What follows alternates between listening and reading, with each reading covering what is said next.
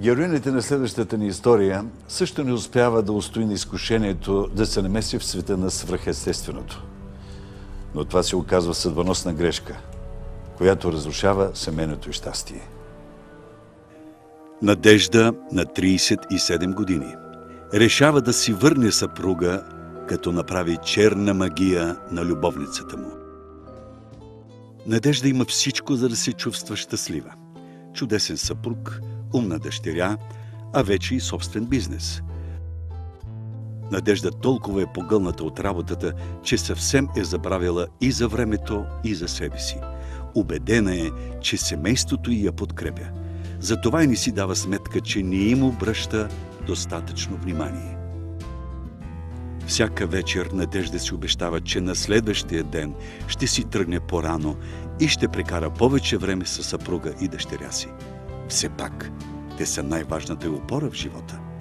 Но на следващия ден тя отново се прибира по-тъмно. Това е картината, която я чака всяка вечер у дома. Дъщеря й вече спи, а мъжът й също не е дочакал Надежда да се прибере. Оставил е само бележка. От една страна Надежда чувства вина към любимите си хора, но от друга тя е извървяла твърде дълъг път до стартирането на собствен бизнес и не може да се откаже сега. Те трябва да я разберат, но съвестта не й позволява да заспи спокойно. Сутрин тежките размисли отстъпват място на деловите планове. Няма време за душевни тързания. Очаква я напрегнат работен ден. Вниманието на нейния съпруг, който вчера толкова й е липсвало, сега й се струва съвсем не на място. Надежда, както винаги бърза, за нежност също няма време.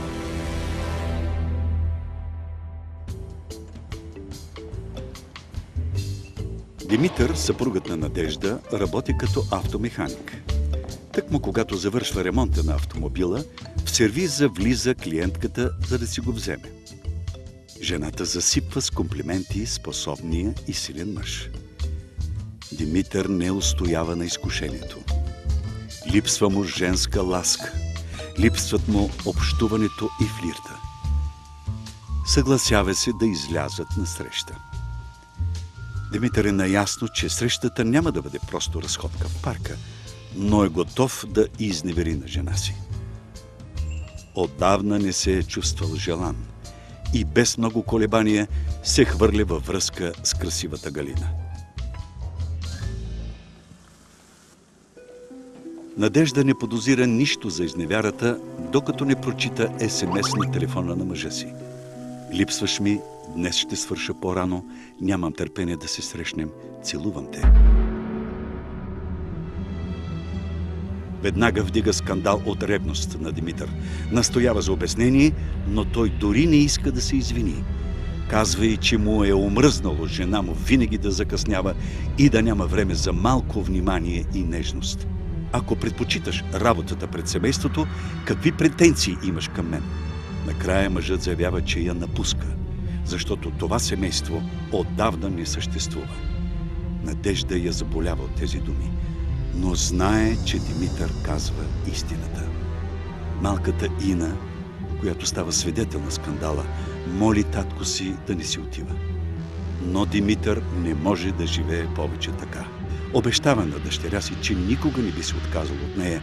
Успокоява я, но не иска да остане нито ден повече в този дом. Сега Надежда разбира, че самата тя е виновна за всичко. Но гордостта не й позволява да се опита да спре мъжа си. В тази история се сблъскваме с едно много типично явление за нашето съвремие. Жена работохолик. Жена, която влиза в мъжките модели на съществуване, в мъжкия свят. И когато жената се озове в този свят, тя е принудена да действа по-мъжки. Губейки своята женска идентичност, тя започва да губи опорните точки, които има в семейството. На този фон партньорът, който е по-свободния, който си е вкъщи, който чака, който е разбиращия, започва да трупа дефицит и от емоционална близост, и от внимание, и от самото партньорство. Съответно е много лесно този, който е помислен за даденост, да отиде на друго място и там да удовлетвори и да попълни своя дефицит. Няколко дни по-късно, надмогнала ситуацията, Надежда се връща към предишния си живот и се надява, че Димитър ще се върне скоро. Съпругата вярва, че това е просто емоционален изблик от страна на нейния пренебрегнат мъж и той просто има нужда от малко време.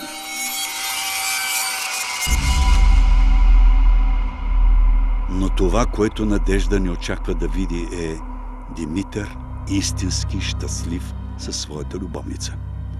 Пред очите й. Едва тогава Надежда разбира, че трябва да направи нещо. Първата й работа е да проследи влюбената двойка. Напрегната е, че трябва да преследва собствения си мъж, но не вижда друг начин.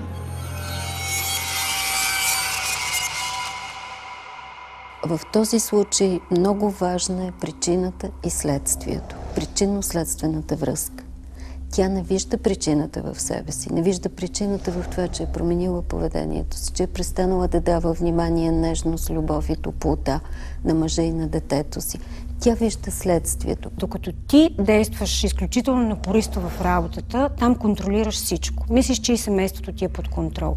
В момента, в който се случи раздялата, човек осъзнава, че не контролира семейството си и може всичко да изгуби. Надежда разбира, че не бива да отлага. След като в интернет открива рецепта за черна магия, с която да се отърве от съперницата, тя решава да действа. Гробището никога не е било любимо място на Надежда. Тя бърза да приключи и да си тръгне. Жената съзнава, че не постъпва добре, но няма никакво намерение да спре. Ако загуби време, може да се откаже. Надежда мисли само за едно. Длъжна съм да си върна съпруга. Нищо друго няма значение. Намира гроб на починала жена със същото име, като това на любовницата на мъжа си. Взима малко пръст от него, точно както изисква ритуалът. Не я плаши нито самият ритуал, нито последствията от него. Надежда е човек на действието, така че отхвърля всички угризения на съвестта. На война като на война. И изсипва пръста под изтривалката пред вратата на съперницата си. Познавачите в интернет твърдят, че по този начин ще обезвреди любовницата и ще си върне мъжа. Пръста има значение за това, когато човек се изпраща, всички негови близки са около него. Сълзите на най-близките му хора, мъката по този човек, по някакъв начин тя се запаметява в мястото, където е погребано тялото на този човек. Така че мъката, тази негативна енергия, която се излява върху гроба на този човек, тя може да има влияние върху всеки един жив човек. Човек, когато не е запознат с магията, с това как се извършват ритуалите, е нужно да потърси съвет от някой специалист. Не е нужно да гледа в интернет и да ги изпълнява сам, защото това може да е като бумеранг за него. Повечето хора осъзнават обратното въздействие на черната магия върху тях, върху техните семейства. Но въпреки всичко, те са готови на всичко само за да получат това, което най-много обичат и не с друго, за да след това да се почувстват като едни победители от тази битка. Всички магии са черни и смятам, че няма бяла, черна, сива магия, както твърдят някои ясновидци. Магията е една, тя е черна по своята същност, защото е творение на дявола и защото е изискана като помощ от дявола. След няколко дни, докато Надежда се готви да отиде на работа, а и на училище, на вратата се звъни.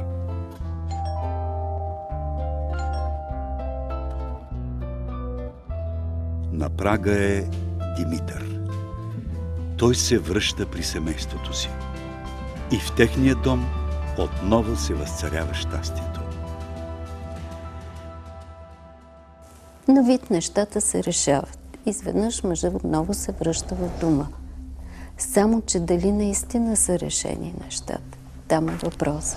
Защото тя отстранява една жена, след нея ще дойде втора, след нея ще дойде трета. И докато не отстрани причината и пречките, които създават конфликта и кризата в това семейство и не промени поведението си, тя не може да очаква, че нещата ще бъдат добре. Тя е повярвала, че ритуала действа, защото за нея ритуала е форма на контрол над събитието. Ритуала създава сигурност за нея, че тя ще успее. Така че всички събития, които след това следват, тя ги свързва с действието ритуал. Надежда започва да прекарва повече време от дома със семейството си и се старае да не повтаря предишните грешки. Но любовницата не си отива просто така от техния живот. Галина се обажда на Надежда и моли да се срещнат. Гласът ѝ е толкова разстроен, че Надежда не може да откаже. В крайна сметка тя е победила. Мъжът ти се е върнал у дома. Значи тази среща не ги застрашава с нищо. Съпругата решава да не казва на Димитър, за да не събужда от него нежелани спомени. Надежда сдържа емоциите си и лъже, че се е обадила една колежка от работата, която я моли да се видят. После веднага сменя темата. Обещава да приготви вкусна вечеря и веднага, когато мъжът ти тръгва за работа, тя започва бързо да се приготвя. Мястото на срещата е болницата, където Галина се намира още от момента, в който се е разделила с Димитър. Надежда е шокирана, когато я вижда в това състояние. Непобедимата красавица сега изглежда жалка, болна и безпомощна. Галина умолява Надежда да й прости. Казва, че именно заради връзката си с Димитър се намира в това състояние, но тя не искала да стори на никого зло. Просто е съгрешила, че е пожелала да бъде щастлива. Надежда успокоява Галина. Става и съвестно и страшно, защото знае какво се случва с нея. Отлично разбира, че заклинанието е докарало другата жена до това трагично положение. Срещата между двете жени в болницата е като едно паралелно общуване между двете. Всяка от тях по някакъв начин е преосмислила поведението си и всяка от тях е открила грешка в собствените си постъпки. Когато човек е победител, той става благосклонен към победения. Така че тя вече няма да има такава силна задръжка и неприязън към любовницата, за да може да я види. От друга страна, тук малко се появява и този момент, в който престъпника се връща на местопрестъплението. Тоест, тя отива да види реално какво е направила и да се увери в последствията, които вярва, че тя е сторила. За да спаси Галина, Надежда отива на врачка.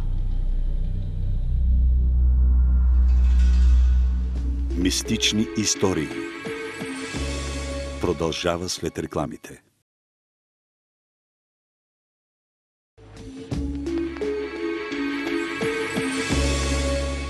Преди рекламите, когато любовницата на съпруга ѝ заболява тежко, Надежда решава да обърне действието на ритуала, който е извършила, за да си върне семейството.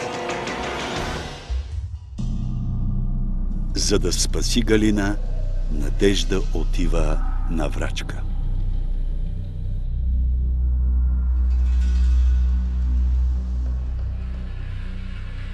Жената дълго гледа снимката на Галина, пали свещи над нея и лее восък. Целият ритуал се провежда в мълчание и Надежда едва се сдържа да не каже нещо.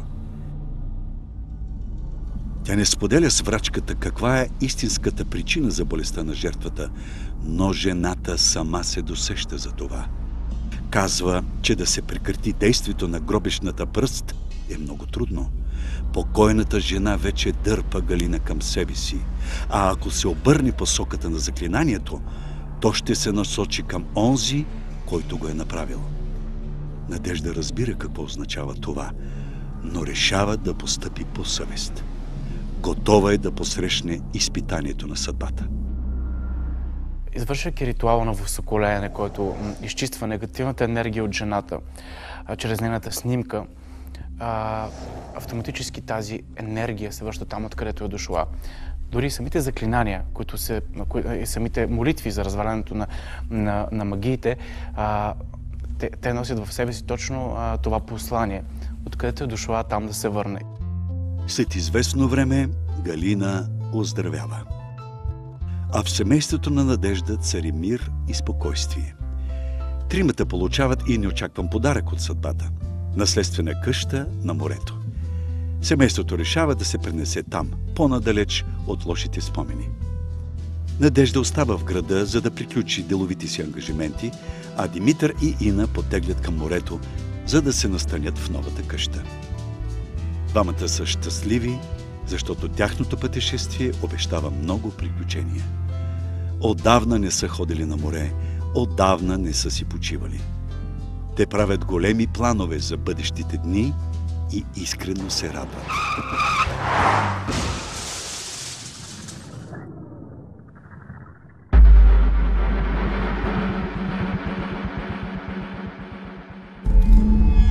Тези красиви мечти, за съжаление, не било писано да се сбъднат.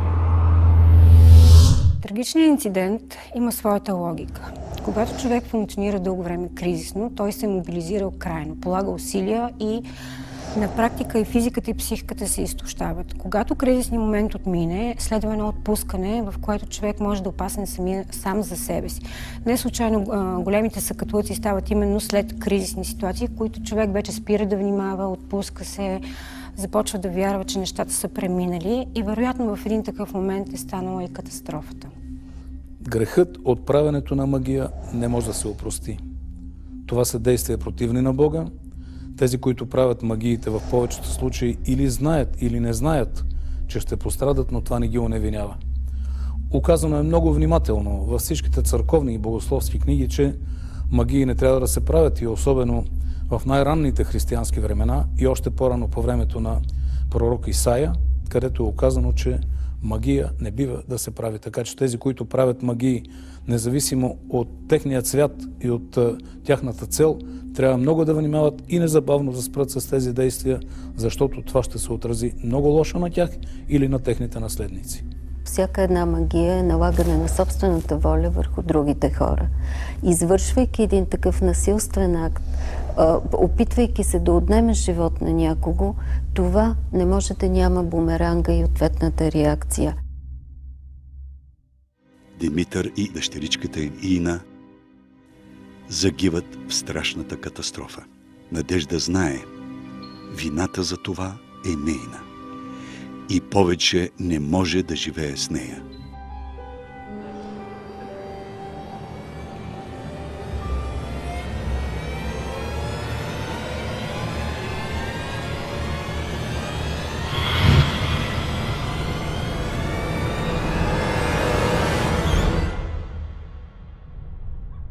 Галина спасява живота на Надежда. Но без любимия мъж и единствената дъщеря, колко струва сега този живот? Напоследък, така или иначе, е някаква епидемия хората да търсят всякакви магии и затова, ако може да направим един апел наистина към хората да не търсят черната магия като средство за получаване на богатство, на любов, каквото да е било. Нека хората да преди всичко да помислят за последствията, защото последствията понякога са повече негативни, отколкото положителни. Не се надявайте на благоприятен изход, ако търсите помощта на черната магия. Когато решите да събудите силите на злото, те съвсем скоро ще почукат и на вашата врата. Вие гледахте мистични истории. До следващия четвъртък. В следващия епизод на Мистични истории ще видите: разведена майка се нанася с малката си дъщеря в нова квартира, обитавана от зловещ дух. Кой ще наделее? И още, бивш спортист е принуден да участва в нелегални боеве. След като си прави специална татуировка, той става непобедим. Но на каква цена?